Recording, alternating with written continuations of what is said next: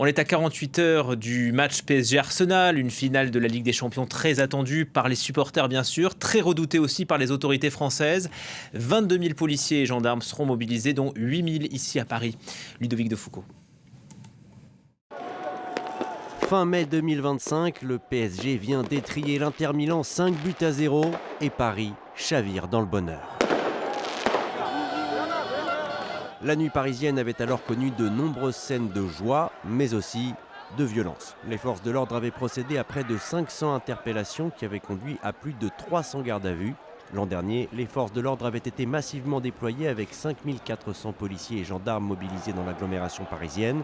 Cette année, le ministre de l'Intérieur annonce 22 000 policiers et gendarmes sur l'ensemble du territoire national, dont 8 000 à Paris, soit près de 50% de plus qu'en 2025.